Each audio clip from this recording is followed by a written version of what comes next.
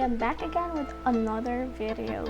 For this makeup look, I would like to call it as the Iris the Goddess makeup look. A dear friend of mine suggested that I create makeup looks based on my favorite book series.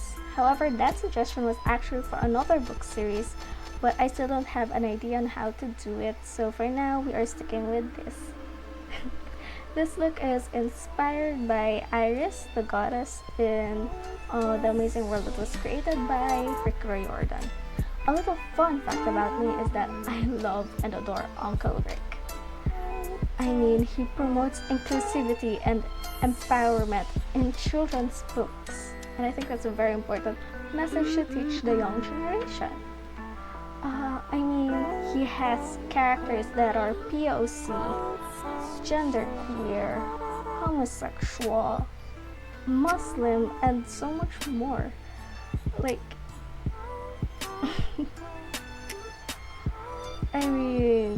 yeah, we need to stand Uncle Rick, guys. We really need to. Anyway, I love him because he just casually breaks gender norms and stereotypes, and yeah, I'm living for it. Anyway, this is actually originally supposed to be a Selena Beauregard. Did I pronounce her name right? I'm sorry if I didn't. Anyway, it was supposed to be that child of Aphrodite's kind of look, but it turned out to be a little bit more colorful than I expected, and it seemed fitting for the goddess of the rainbow. So yeah. As you can see, obviously it's very bright, fun, and colorful. I think it's very reminiscent of younger innocent times, which obviously I think is very ironic with the topic that I'm about to discuss. So yeah. So if you want to know how this look came to be, please keep on watching. And at the end of the video, I will also announce my second giveaway. Just a little warning, this topic can be very triggering, especially for the survivors out there. If I trigger you at one point, I sincerely apologize. My intention is always to educate. But yeah, if you want me to take this video down, I will. Just message me. With that being said, shall we begin?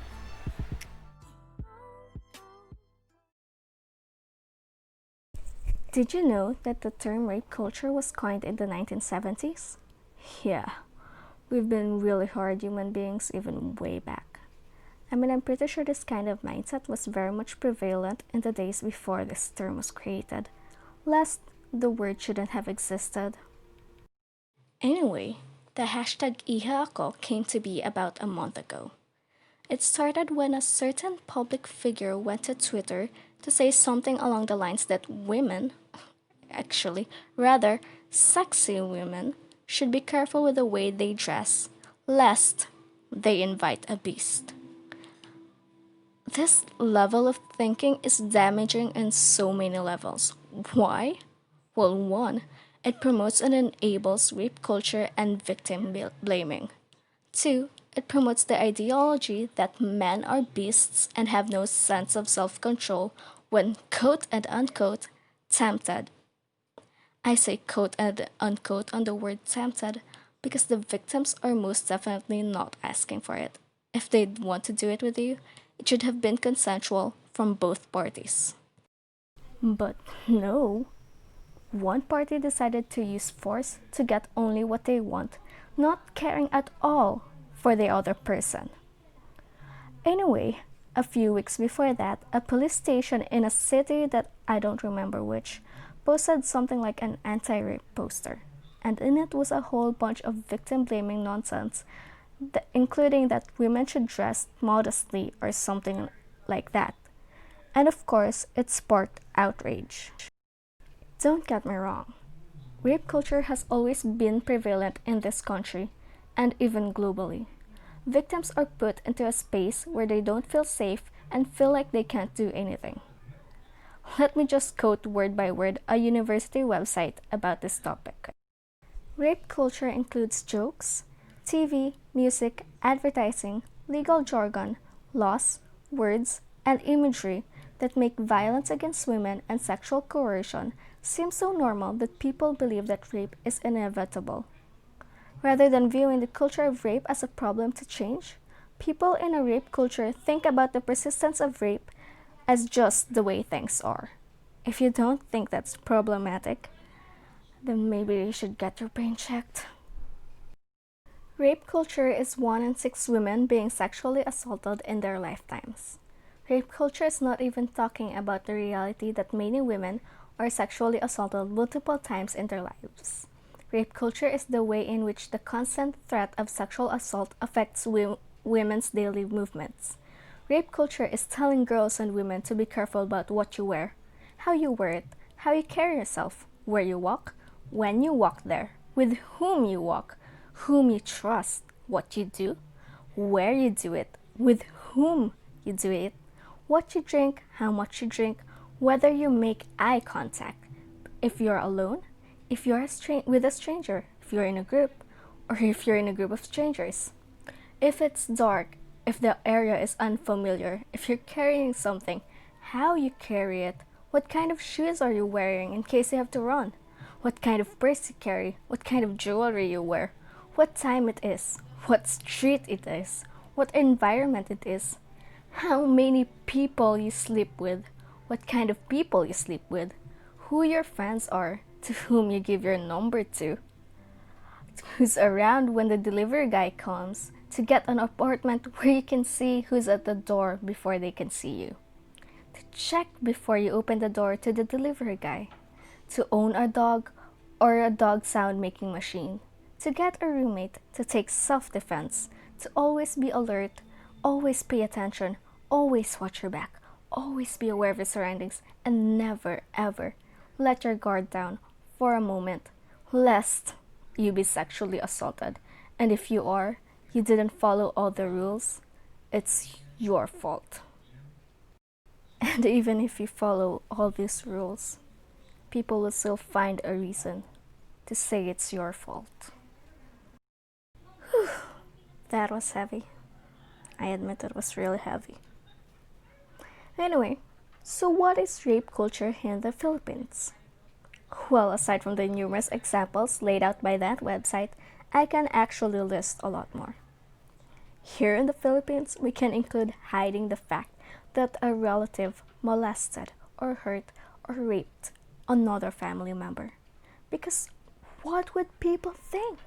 What would people say about your uncle, father, aunt, brother, or whatever has hurt you, touched you, or done even way worse?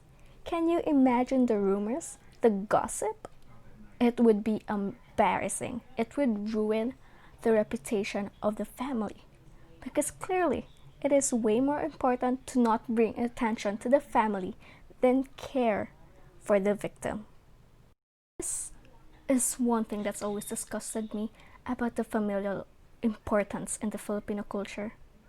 Pamilya mo sila, ba't mo sisiraan? Pero siya yung nasaktan. That person you just told that to is hurt and probably emotionally or mentally struggling with what just happened to them. I get it. Protect your family. But not your family's wrongdoing. Protect your family in the sense that the one who is hurting feels safe and loved, and throw that trash family member out, please. Anyway, next is some people actually think to be raped is a compliment. Ay, nangyari yun sa'yo. Ganda oh. Nice. Tinira ka ng babae yun. Idol. May baklang naman na sa'yo. Gwapo mo kasi eh. How is being forced to do something you don't want to do became a thing to idolize? We have set this idea that just because a man got to quote and unquote score a woman, he is to be idolized. Because women are nothing but trophies and men are pigs, right? I mean, that's what that kind of thinking implies. Plus, you are also implying a woman is nothing unless wanted by a man. And yet, this country loves to slut shame. Remember, this is never going to be a compliment and should have never been thought as such. Oh my god, that brings me to the next topic, slut shaming. We love to shame women who are active. We love the idea of virginity to the point that if you lose it, even though technically you can't because it does not exist, you are seen as a whore. But my god, virginity is nothing but a social construct created to control women. Plus, these people are so keen to slut shame when they're also the first ones to spread sex scandals and nudes to others. And don't even care if some of the people in those videos and photos are minors. Like, where's your logic there? Lastly, I'd like to discuss the blurred lines of consent. There is no formal or decreed version of sex education in the schools here, or at least none that I know of or aware of. Plus, any talks about sex consent is usually immediately shut down by elders. What further blurs the line of consent can be blamed to the preconceived notion and outdated belief system na mga babae ay dapat magpakipot. And thus, every no from them shouldn't be taken as such, but rather as an encouragement to be more assertive in winning them over. Media depiction of such culture promulgates rape culture by encouraging men to overstep one's boundaries and to romanticize any form of rejection from the object of their eyes. This makes them think that even when a girl says no, if they just put in a little bit more effort, if they just say what they want over and over, even if it makes the girl uncomfortable, if they just make a move over and over again, they can turn that no into a yes. And this also encourages the thinking that anyone in a relationship cannot scream for rape.